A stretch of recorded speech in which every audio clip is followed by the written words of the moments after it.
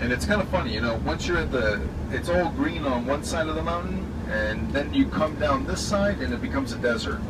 This is because the rain clouds are coming off the ocean behind us, and as they're coming in, they get squeezed of the rain as they climb the mountains, so they have no more rain to drop down on this side. So it creates a desert, a rain shadow desert. These are Bedouin. These are Bedouin in the little shacks here, the shanties. 90%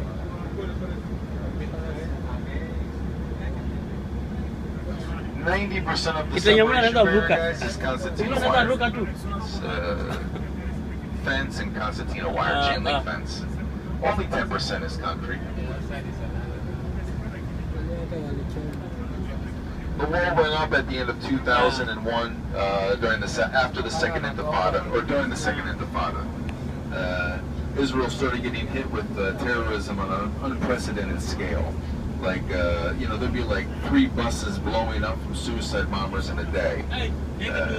Shopping stores blowing up, restaurants, suicide bombers going in, blowing themselves up, and Israel said enough. They screamed at the government to do something, to change it, to stop it, and the government didn't know how to. How do you stop something like that? How do you stop a suicide bomber from running into a restaurant? How do you do that? But they didn't have an answer. A Jewish village in the north of the country, though, living next to an Arab village, they were sick of the suicide bombers. They said, enough, the government's not doing nothing. They built a chain link fence around their village. The next Jewish village to them said, wow, it's a really nice idea. So they took that fence and they extended it around their village. And eventually, Ariel Sharon came into power. The left was voted out. And Ariel Sharon said, we're taking that fence over and we're going to make it a state fence. So this is the state. This is the separation barrier on the left-hand side. You can see it right here. This concrete barrier, that's the separation barrier, guys.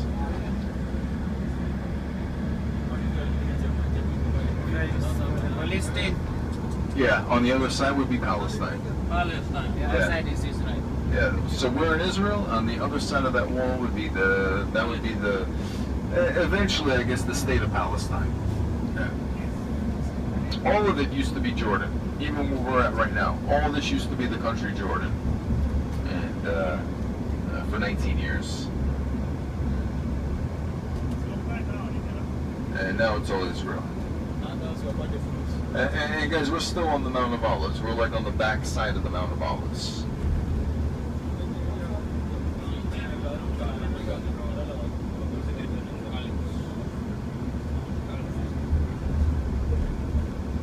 So the separation barrier, guys, was put up to stop the terrorism. Stop all the buses blowing up, stop the restaurants, suicide bombers, essentially to stop the suicide bombers. And, you know, if you look at statistics from 2001, 2002 when it went up, you can see that, well, you can use your own opinions and figure out if it was successful or not. It's also to control the demographics, controversially. So it was seen when the separation barrier was built that if a wall wasn't put up in 10 years, namely today, there would be no more Jewish majority. There would be only an Arab majority. Now, Israel is a parliamentary democratic country, guys, so what that means is if there's no more Jewish majority, you could just go to the elections, you could have a vote today, and Israel would be voted out of existence. It would cease to exist. So this is something that Israel says will never happen. And that is that the Arabs will never become a majority in Israel. To rephrase that, the Jews say the Jews will always be the majority in Israel. Israel is a state for the Jews where the Jews will never be a minority again. No one's going to tell a Jew here that they have to wear a yellow star on their shirt. No one's going to tell a Jew here that they can't walk down the middle of this main street because they're Jewish. No one's going to tell a Jew that you can't have children until you're 25. And this is for your own good. We want to make sure your blood is strong enough. So on and so forth. The Jews are the majority, and this is the Jewish state. And this is the other reason for the wall, the controlled demographics. Whether you agree with it or disagree with it, it's the reason why. Now, if you guys, hold on a second. There's a village coming up shortly on the right-hand side. Azariah. Azariah. Azariah. No, Azariah. Azariah? Al-Zaim. This village on the... Ah, never mind. This is not Al-Zaria. Al-Zaria is one more down. Ah, it's coming up. Okay. This is Al-Zarim, and then Al-Zaria is coming up on the right-hand side here. Hold on one second. I'll point it out to you. There's something in the Bible happened there, which is why I'm bringing it to your attention. And then there's a Jewish village right next to it. You can see the Jewish village, the red tile roofs. Very Europeanized style. And guys, note all the trees too. All the trees have been replanted. No, that's not Al-Zaria either.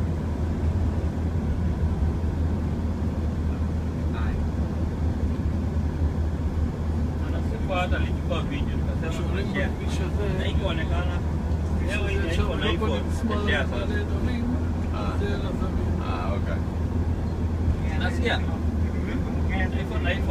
Hey guys, this road was always dangerous. If you were a pilgrim coming down to the Jordan River, going back, doesn't matter on what day or age. In the days of Jesus, very dangerous. When Jesus gives the parable for the Good Samaritan, that takes place on this road. The Good Samaritan did not exist.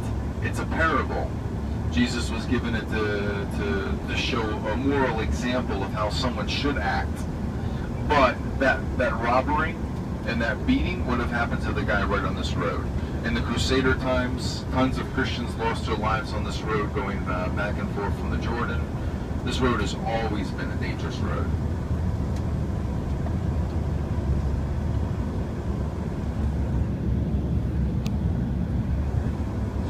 If you guys know the actress Scarlett Johansson, she's been like in some of the Avenger movies,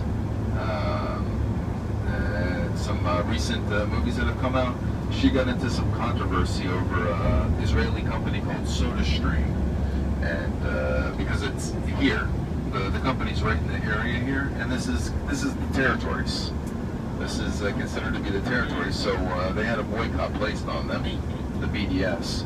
You know, the Israeli company, they hire Palestinians, they hire Jews, they hire some other minorities in Israel. I think it's going under, not because of the boycott, because nobody bought the stuff, but anyhow, she got into some trouble over that. She was supporting it. Yeah, that company's like right here in this area. Yeah, we're east of Jerusalem. We're heading east now. So west is behind us. North is on our right-hand side, and on our left-hand side. North is on the left-hand side, and south is on the right-hand side, and we're facing east.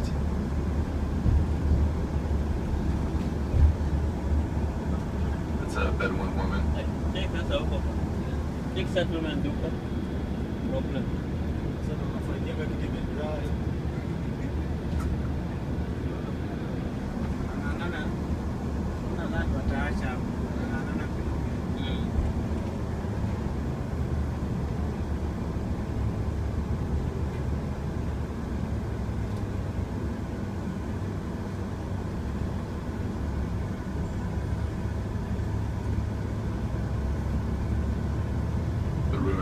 Takes you up to that Jewish village.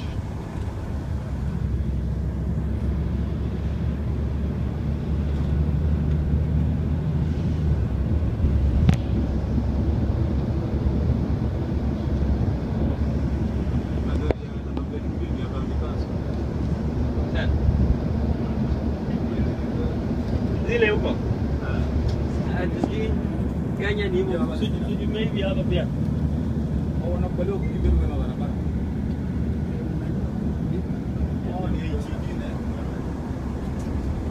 Hii barabara ni boda.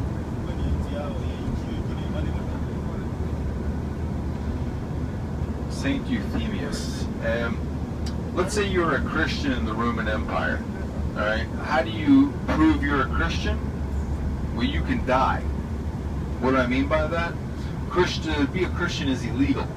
That's an illegal religion.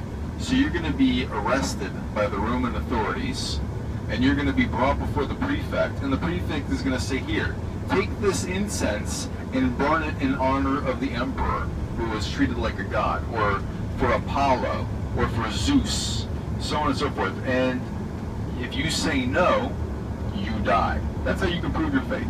You can become a martyr. Now, what happens when the Roman Empire becomes a Christian Roman Empire in the 4th century? How do you prove your faith now? I mean, everybody's a Christian, so there's no way you can become a martyr anymore. So this is when you start to see people saying, you know what, I'm going to give away all my money, I'm going to give away my house, I'm going to give away everything I own, and I'm going to come out here to the desert, and I'm going to become a monk, or you know, an ascetic. And this is how you can prove your faith. So this is when you start to see all the monks up here in the desert, stuff like that. Hey guys, these are the Bedouin here on the right-hand side. These guys have been here longer than I've been here. I've been seeing these shacks here for more than since I've been in the country, and I've been here for 10 years.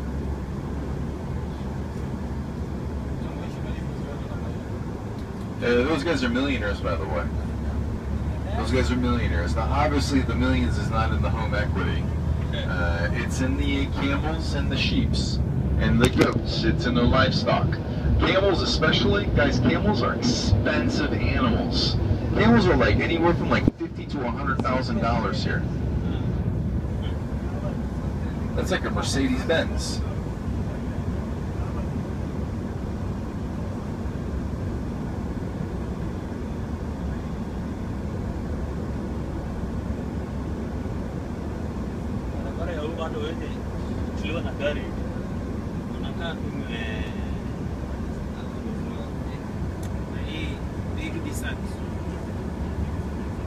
Now, in the wintertime is the rainy season here. In the wintertime, guys, all the hills and mountains that you're seeing right now would be covered with like a green grass. It's so pretty. There's grass on these hills right now, you just can't see it. It's like a really light brown color that blends really well with the dirt and the rocks. But it is there. And it's good for grazing. When Abraham and Lot, this is a story from the Bible, they get into a fight, and they're relatives, they're family members, and Abraham is the oldest, and he goes to his nephew Lot, and he goes, listen, we're fighting over the water here. You choose one side, you choose first, and I'll choose the other side. And what Abraham is, what they're choosing over is they're back up in Jerusalem, where it's all green. And Abraham is telling his nephew Lot, listen, you can choose this green side or you can choose down here in the desert. And I'll take the other one. Whatever one you want, I'll take the other side. And Lot chooses down here. Why? Why would anybody want this area? It's a desert. Guys, 3,000 years ago, it wasn't a desert. There was trees down here. There was forest. We are coming out of the last ice age from about 12,000 years ago, and it's been getting warmer and warmer since that last ice age. I'm not saying that global warming isn't contributing to that. I'm just saying that the world has been getting warmer and warmer regardless. Trees used to go all the way down to a lot in Israel, to the southernmost spot.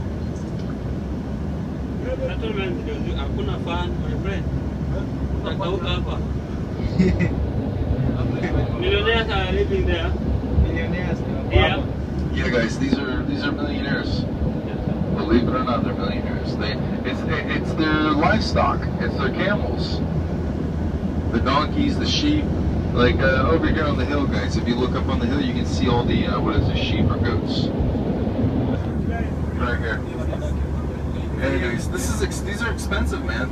All this livestock is really expensive, and again, the camels are really. Guys, each camel you see, just look when you see a camel, pretend it's a Mercedes-Benz. Just pretend it's a Mercedes-Benz, and you'll see, like, I don't know if we'll see them today, but sometimes you can see like herds of camels, and every one of them is like a Mercedes-Benz.